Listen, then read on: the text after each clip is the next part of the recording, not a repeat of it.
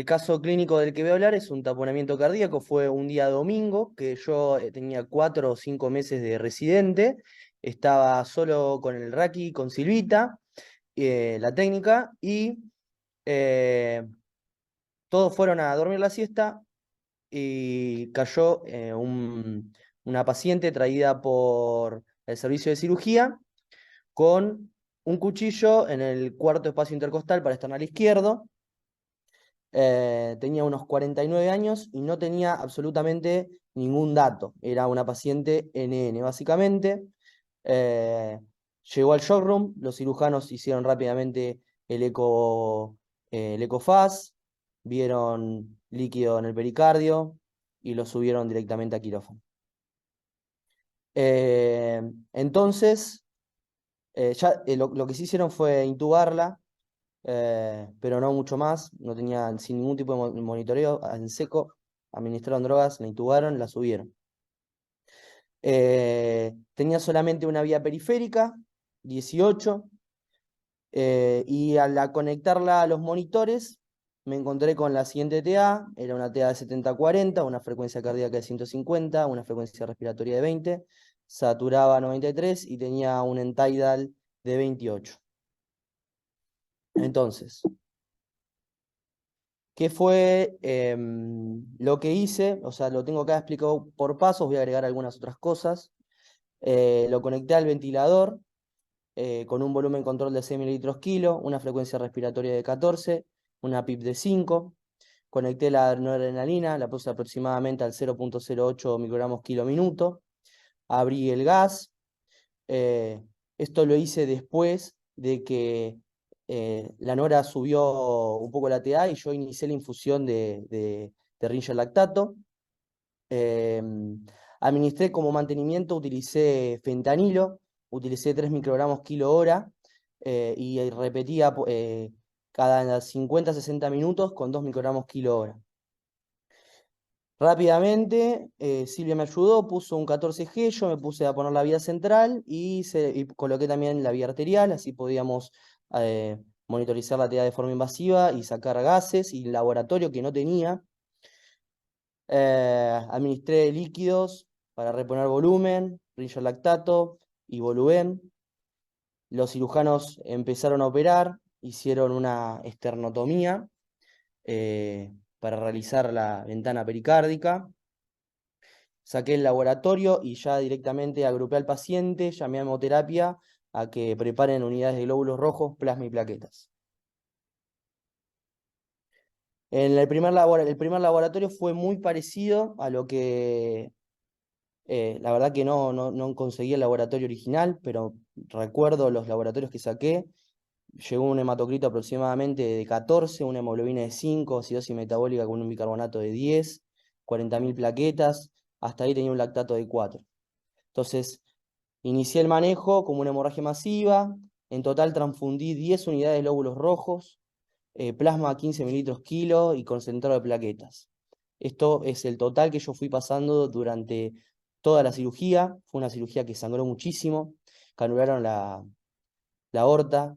Mientras canulaban, salía sangre por todos lados. Fue una catástrofe al principio. A medida que fui reponiendo, o sea, reponiendo con los glóbulos rojos y el plasma, administré bicarbonato, administré calcio, administré ácido tranexámico 1 gramo.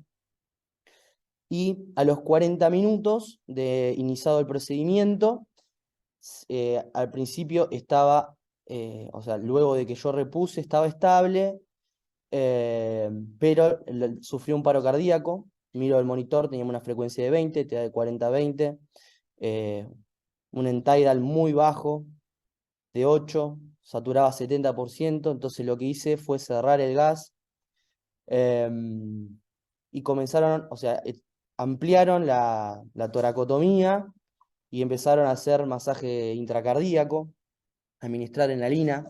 Hicimos 5 ciclos de reanimación. Entró en FB y hicimos una descarga intracardíaca con las paletas cardíacas de 220 joules y la paciente salió, volvió a mejorar los signos vitales. volvió a mejorar la TA, la frecuencia cardíaca se fue hasta 130 después de la reanimación, mejoró la end-tidal y mejoró la saturación. Los cirujanos continuaron operando y la paciente la llevamos al showroom. No había cama en terapia, no había cama en UCO. La mandé al shockroom con el último laboratorio, que era un hematocrito de 18, una hemoglobina de 7, un pH de 7,32, una PC2 de 46, carbonato de 20 y un lactato de 9.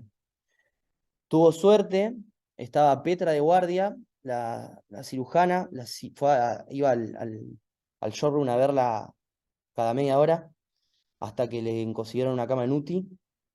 Y en UTI le fue muy bien. Yo la había enviado a la UTI con noradrenalina y con una bomba de adrena. La bomba de adrena se la sacaron a las horas y rápidamente empezaron a descender la noradrenalina y a los 20 días la paciente se fue de alta. Bien, ¿alguna pregunta sobre el caso? ¿Algo para cuestionar, para preguntar, lo que sea? Seguí y a lo último hacemos unos comentarios. Bueno, eh, por finalizado el caso, voy a dar algo del marco teórico del taponamiento cardíaco, que es la definición, el diagnóstico, toda la bibliografía que hay sobre taponamiento cardíaco y anestesia. Em, ¿Cómo se define el taponamiento cardíaco? Es la compresión del corazón por aumento de la presión intrapericárdica, porque se acumula líquido, porque se acumula gas o porque hay una masa tumoral. Esto lo que hace es limitar el llenado ventricular. Este depende de la velocidad con la que se produce ese llenado del pericardio. Eh, ¿A qué voy? Es que si con pocos volúmenes a alta velocidad se produce un taponamiento, a diferencia de si ese llenado pericárdico es lento. Em, Se puede producir un taponamiento por un llenado del pericardio con líquido hasta de 200 mililitros de forma rápida y tal vez en las formas crónicas de los taponamientos cardíacos crónicos, eh, con muchísimo más volumen, no producen sintomatología. Bien, en la fisiopatología se produce el derrame pericárdico, aumenta la presión adentro del pericardio, esto comprime las cámaras cardíacas, hay una limitación del llenado ventricular y suceden dos cosas, aumenta la presión en las cámaras cardíacas y cae el gasto cardíaco. El aumento de la presión de las cámaras cardíacas produce congestión periférica, hay una congestión, la sangre se acumula en la circulación venosa, y la caída del gasto cardíaco produce hipotensión, y esto se retroalimenta por la estimulación del sistema renina-angiotensina-aldosterona. Bien, hay causas agudas y crónicas. Las agudas es la herida penetrante, por la colocación del catéter venoso central o marcapasos y iatrogenia, por ruptura o disección de aneurisma, como complicación de un YAM y como complicación de un YAM por una ruptura ventricular, el posoperatorio de una cirugía cardíaca. Y de forma crónica tenés la idiopática, las neoplasias, hipotiroidismo, la enfermedad del tejido conectivo como el lupus y la pericarditis constrictiva crónica. Bien, la presentación clínica en nuestro caso es por herida de arma penetrante y lo más común se presenta como un shock hipovolémico, como un shock cardiogénico. Más frecuente como un shock hipovolémico.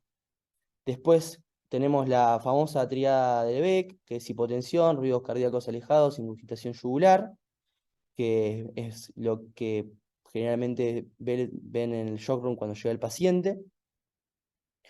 Eh, y en las formas crónicas es común ver taquicardia, oliguria, sudoración, pulso paradójico, brote pericárdico, hepatomegalia, signo de Kussmaul, que es cuando presionan en el ángulo hepático y se ingurgitan las yugulares, por aumento de la presión venosa. Bien, para el diagnóstico tenemos la radiografía de tórax, se va a ver la cardiomegalia, el electrocardiograma, se ve taquicardia, bradicardia, la alternancia eléctrica, Bajo voltaje, signos de pericarditis que produce elevación del ST, es una de las causas de elevación del ST que no es por infarto. La TAC y la resonancia, se va a ver la deformidad y la compresión de las cámaras cardíacas y la congestión venosa, el ecocardio 2D, que el ecocardio, tenemos dos ecocardios acá en las imágenes, y es lo más frecuente que tenemos a nuestro alcance, o sea, lo más rápido, hacer un ecocardio. Se ve el colapso en las aurículas, en los ventrículos, eh, y se ve el movimiento del tabique interventricular hacia izquierda durante la inspiración, que eso es eh, muy frecuente de ver. Bueno, también el Doppler, que hay un aumento del flujo tricuspidio, la disminución del flujo mitral durante la inspiración y el aumento del flujo reverso durante la contracción auricular. Bien, tratamiento, esto es más del cirujano, pero lo comentamos. Pericardiocentesis, pero la pericardiocentesis no está contraindicada en el hemopericardio traumático o en la disección. Generalmente es el tratamiento de las causas crónicas. Y si lo vamos a ver nosotros, es el drenaje quirúrgico por abordaje subsifoideo o por esternotomía, que es como sucedió en mi caso. Bien, consideraciones para anestesia. El paciente con taponamiento está en un shock cardiogénico por causa mecánica. En los casos agudos es un sangrado activo intrapericárdico. No se debe retrasar la intubación del paciente para que se logre hacer la esternotomía y liberar el taponamiento. Es muy importante a tener en cuenta es la elección de las drogas en la inducción, el manejo del ventilador y administrar el volumen perdido. Bueno, como inductor encontré este trabajo que comparaba el etomidato y la ketamina. Se pueden utilizar las dos drogas. Yo tuve otro caso parecido y tenía disponible etomidato. Utilicé etomidato, no tenía ketamina. Nadie tenía ketamina ese día en quirófano. Y bueno, lo ideal es hacer una inducción en secuencia rápida, por la alta probabilidad de que el paciente tenga el estómago lleno, y por la necesidad de tener controlada la vía aérea de forma rápida. Podemos utilizar etomidato 0,3 miligramos kilo, ketamina 1 o 2 miligramos kilo. Este estudio de Jabrella Coles comparó etomidato y ketamina, y determinaron que, o sea, no hay diferencias en las condiciones de intubación ni en la mortalidad a los 28 días. Pero el 80% de los pacientes que recibieron etomidato sufrieron insuficiencia suprarrenal. Eh, y de los que usaron ketamina, solo el 50%. Bien. Después, con respecto a la ventilación, no había una recomendación muy específica, pero como está limitado el llenado ventricular, eh, por la compresión, o sea, está disminuida la compliance cardíaca, recomiendan utilizar un volumen corriente bajo, una frecuencia respiratoria alta y una PIP baja. Lo que sucede es que cuando nosotros conectamos al paciente al ventilador con ventilación positiva, con presión positiva, cae el retorno venoso, hay un deterioro del llenado cardíaco, lo que genera una caída repentina de la presión arterial. Si el paciente ya estaba hipotenso, va a estar el doble hipotenso. También estaba recomendado, o sea, había unos trabajos con muy baja evidencia, que hablaba de utilizar técnicas anestésicas que mantengan la ventilación espontánea mientras el paciente hacía la esternotomía. Y bueno, después con el hecho de reponer el volumen, eh, había un trabajo que decía que había mejores resultados en los pacientes que no se le administraba volumen, que estaban hemodinámicamente estables. Pero si el paciente estaba hemodinámicamente inestable, evidentemente había que hay que reponer volumen, como está descrito por ejemplo, en las guías de hemorragia masiva. Bien, estos son los trabajos que utilicé para desarrollar la presentación. Nada más.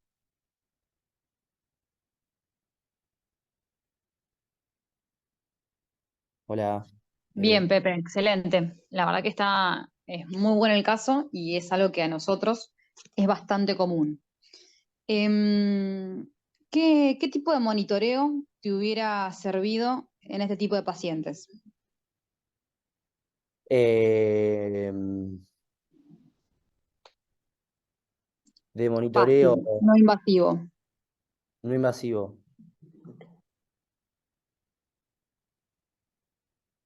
Mm, al alcance de quirófano. más allá de los que utilizamos todos los días, decís vos, En realidad lo usamos, pero no lo usamos porque no tenemos algo que necesitaríamos para esto. el BIS, para ver si hay perfusión. No, un ecocardio con Sí, sonda cardíaca. sí, sí, claro, sí, por supuesto. Eh, en este Sí, caso vos me dijiste que le hicieron un ecofaz abajo. sí, sí, sí, ¿Te así acordás es. qué es lo que dijeron? ¿Qué es lo que tenía?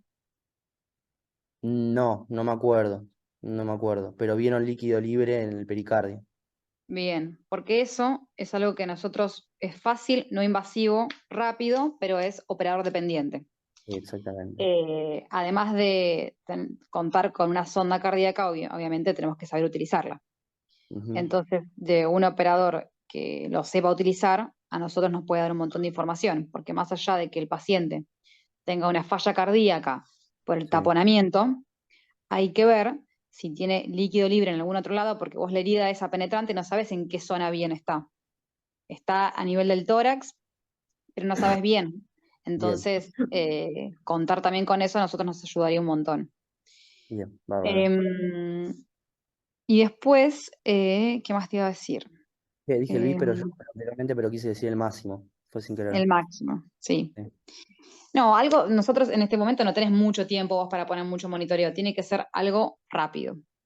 bien, Después, bueno, está bien el tema de cómo lo seguiste, cómo lo trataste. En estos casos siempre uno tiene que tratar de poner realmente lo que hizo y después uno ve qué cosas se pueden modificar y cosas no se pueden modificar. Vos utilizaste fentanilo, MDR-fentanilo. sí, ¿Por sí. qué utilizaste eso? Primero por el Remi es más liberador de histamina y porque la depresión, la caída de la tensión arterial es más brusca con el Remi que con el Fenda. Perfecto, bien. Titular la dosis con fentanilo Sí, es mucho más estable que con Remi. exactamente. Eh, estuviste muy bien y lo importante eso de la PIP, PIP baja a cero, no le pongas PIP y después una vez que ellos resuelvan la causa, ahí mejoramos la ventilación. Bien. Em, bueno, y ahí repusiste bien. Recuerden que la transfusión de plaquetas, ¿se acuerdan más o menos con qué número se transfunde plaquetas? Era menos de 30.000. No, 10.000, depende para qué tipo de cirugía. Por ejemplo, para una neurocirugía o cirugías de próstata o de ojos, donde la llegada para hacer coagulación es difícil, es Sí, con menos de 100.000 plaquetas ya se transfunden. bien. Y después, en pacientes que tengan algún tipo de patología en su sistema plaquetario, ahí se transfunden con más de 50.000. Y si Perfecto. no, con más de 10.000. Igual está bien la transfusión porque viene en caída por la disfunción plaquetaria que va a tener y por la hemorragia masiva. Así que también Sí. está bien transfundido. Pero Básicamente si acuérdense, lo corrí de atrás. exactamente, además está con hemorragia. En un paciente que te viene con sano, sin ninguna patología, y vos ves que, no sé, que se va a operar de vesícula y tiene 30.000 plaquetas, no hace falta transfundirle plaquetas, ¿sí? Es con menos de 10.000 plaquetas en ese Bien, caso. muy bien. Y después, bueno, siempre recordar la transfusión de calcio, magnesio, y bueno, y todo lo que se va perdiendo. Laboratorio cada una hora. Y bueno, creo que eso está bien. No sé si tienen alguna duda o algo más. Me acuerdo que quería decir algo más, pero ya me olvidé lo que iba a decir. Están todos en silencio acá. El ácido tranexámico también, acuérdense, 10 miligramos kilo, que lo pasaste, y después a las 8 horas. ¿sí? Sí, a los En lo gestores. que es transfusión masiva. Sí, sí. Eh, y después nada, muy bien. Tendríamos que tratar de, nada, de contar con una sonda cardíaca, eso a nosotros nos ayudaría un montón, porque ¿qué fue lo que hicieron los cirujanos? ¿Ellos Eh, suturaron algo o solamente Suturaron el ventrículo. bien? Tenía lesión Tenía, al ventrículo. tenía lesión ventricular, sí, sí. Bien, perfecto. Bueno, muy bien, caso interesante y bastante común en nuestro lugar de trabajo, así que es importante saber resolver este tipo de patologías. Bien, bárbaro. Bueno, Bueno, bebé. Bueno, chicos, nos vemos mañana entonces. nos vemos.